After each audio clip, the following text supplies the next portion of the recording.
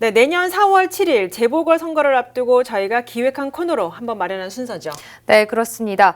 서울시장 출마자를 만나 좀 더 깊이 있는 이야기를 들어보는 시간인데요. 네, 지난달 25일 시장 보궐선거 출마를 공식 발표한 분이시죠. 국민의힘 사무총장을 역임하고 도봉을지역 국회의원을 지낸 김선동 전 국회의원 스튜디오에 모셨습니다. 네, 안녕하세요. 네, 안녕하세요. 네, 반갑습니다. 네, 반갑습니다. 반갑습니다. 네. 18대, 20대 도봉을지역 국회의원에 이어서 또 지난 10월에는 국민의힘 사무총장에도 역임하셨는데 시장 출마를 좀 결심하신 이유가 있으실까요? 네, 우리 서울을 많이 생각을 해봤습니다. 우리 과거에 서울 그러면 정말 시골에서 지방에서 논 팔고 밥 팔아서 서울로 왔습니다. 그리고 네. 일자리를 찾아서 오면 열심히 일하는 사람들의 따뜻한 보금자리가 우리 서울이었는데 요즘에 서울 우리가 한번 둘러보면 정말 다들 힘들어합니다. 그리고 집 한 채 열심히 일해서 가지고 있는 분들도 그 집이 부동산 가격이 워낙 가파르게 상승하다 보니까 그것이 세금 덩어리가 되어버렸습니다. 이런 서울 언제까지 이게 지속 가능할지 정말 걱정이 된다. 그래서 이제 우리 서울도 중앙 정치의 그냥 한 부분으로 그렇게 생각될 것이 아니라 네. 서울도 하나의 단위다. 그런 차원에서 서울의 비전을 만들고 우리 또 서울 시민들에게 이 서울이 살아갈 수 있는 좋은 그런 비전이 있는 땅이다라는 그런 구조를 만들어 드리는 것이 필요하다 생각해서 하게 됐고요. 네. 또 직접적으로 출마하게 된 이유는 뭐냐면 저희 당에서 네. 여러 좋은 후보들이 많이 계시지만 사실은 보면 이름은 많이 회자되지만 실제로 서울의 비전을 제대로 가지고 있는 진짜 백의 일꾼 네네. 그런 일꾼으로서 새로운 선을 내가 보여드리고 그리고 선택을 받아야 되겠다. 네. 그래서 이길 수 있는 후보다.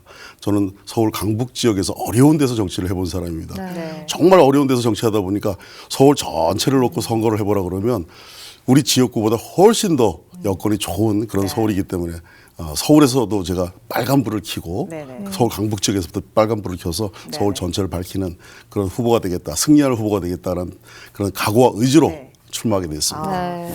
앞서 출마하실 당시에도 말씀을 하셨겠습니다만 네. 이 부동산 문제 굉장히 또 서울의 핫한 이슈입니다. 그렇습니다. 네. 그래서 직접 의원님께서도 발표한 공약을 짚어보니 일단 부동산 대책 특별위원회를 언급하셨는데 네. 지난 3일 이제 네. 얼마 되지 않았습니다만 3대 공약 미리 발표하셨어요. 네. 그중에 이제 몇 가지 정리를 해보자면 만 65세 이상 1가구 1주택 종부세 면제. 네. 사실 이 부분은 종부세가 또 국세인데 이 네. 선출직 시장 역할에서 이 중앙정부의 타협 부분이 문제가 될 것 같은데 네. 이 공약을 내세우신 뭐 특별한 이유가 예. 있으신가요? 서울시장쯤 되는 사람이면 이것이 국세이긴 하지만 당연히 이 문제에 대해서 목소리를 내야 된다고 생각합니다.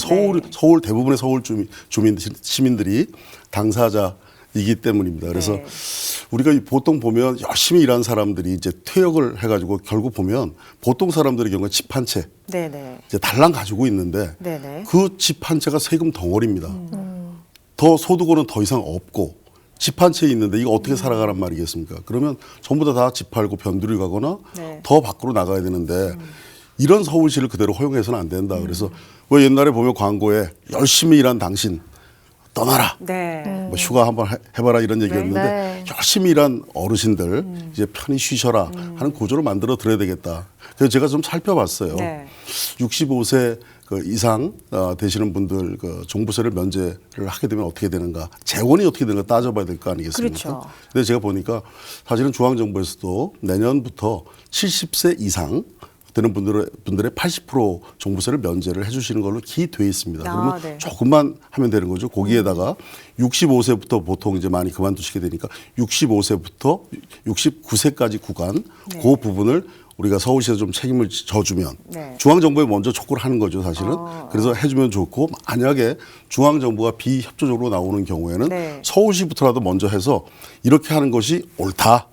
이것이 노후를 편안하게 살펴드리는 길이다라는 것을 서울시에서 먼저 하겠다는 의지의 표현입니다. 시에서 먼저 제안을 해서 해보겠다는 네, 네. 얘기신 거고. 그러니까 중앙정부도 따라올 수밖에 없을 거라고 생각합니다. 네, 일단 네. 타협을 하는 과정에서도 아마 잡음이 좀 있겠습니다만 그 현실 가능성 있게 보고 지금 일단 공약을 옳은 방향이라 그러면 그리고 그 재정에 대한 대책이 있는 방안이기 때문에 네. 저는 그 중앙정부도 네. 따라올 수밖에 없을 거라고 생각합니다. 네.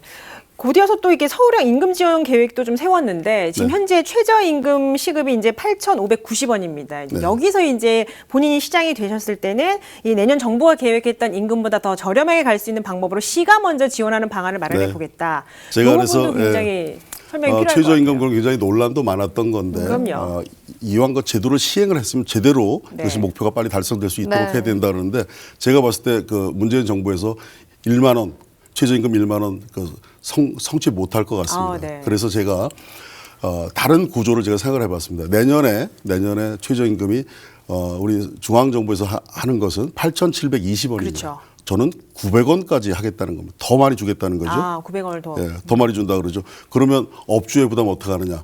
업주의 부담은 오히려 사장님들의 부담은 줄일 겁니다. 그래서 저는 내년에 사장님들의 부담을 오히려 지금 내시는 것보다 적은 8,000원 수준으로 제가 내릴 겁니다. 네. 그리고 그것에 대한 예산 예산 이 부분은 서울시에서 1인당 1,000원씩 네. 한 시간당 1인당 1,000원씩 이렇게 보조를 시간당 1,000원씩 보조를 해가지고 네네. 그 재원은 제가 별도로 소득 양극화 개선 기금이라는 것을 만들어서 그 재원으로 네. 충당을 하면 된다. 그렇기 때문에 서울이 최저임금을 가장 전국에서 빨리 네네. 높은 수준으로 하고 그다음에 업주의 부담을 오히려 줄여가면서 하는 아주 모델 케이스가 될 거다. 그러니까 중앙정부도 아마 제가 이거 하게 되면 많이 참조하게 될 거라고 생각합니다. 어떻게 보면 소상공인 경제에 좀 활성화될 수 있는 부분이 그렇습니다. 되겠네요. 네. 네.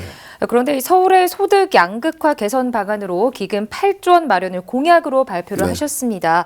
그런데 뭐 재원 마련이 쉽지는 않아 보입니다. 혹시 대책 제가- 궁금하거든요. 제가 아주 선명하게 분명하게 말씀을 드렸습니다. 네. 우선 8조를 제가 조성을 하겠다 맞아요. 했는데 딱 정하셨어요, 그 금액을. 예. 우선 3조는 네. 순세계 잉여금이라고 있습니다. 예, 예. 보통 회계가 있는데 쓰지 못하고 남는 그렇죠. 그런 남는 거. 예산 단위가 있습니다. 서울시가 보통 요새 매년 보면 3조 정도가 평균 남습니다. 네네. 근데 보통 이걸 남겨두거든요. 근데 그럴 게 아니다. 왜냐하면 우리 경제가 굉장히 어렵고 지금 경제 생태가 굉장히 어렵지 않습니까? 그러면 이래서 국채를 발행해서라도 쓰는데 네. 그럴 것이 아니라 국채까지 발행할 것이 아니라 있는 것을 3조를 투입해서 쓰면 된다라는 그 발상의 전환이 제가 하나의 발상의 전환 포인트고 그래서 네. 그 3억. 그다음에 우리가 보면 보통 일가구 집에 대해서 이제 공시지가를 현실화한다 그러면서 네. 3, 4년 내에 시가의 90%까지 현실화, 공시지가를 현실화한다 그러지 네, 않습니까? 네. 집은 90% 한다 그럽니다. 열심히 개인이 일한. 근데 빌딩이 있지 않습니까? 네네. 네. 건물주. 네. 건물. 그러니까 우리가 조물주 위에 건물주라 그러는데 그렇죠. 그 빌딩의 그 세율은 어떻게 되시는지 아세요?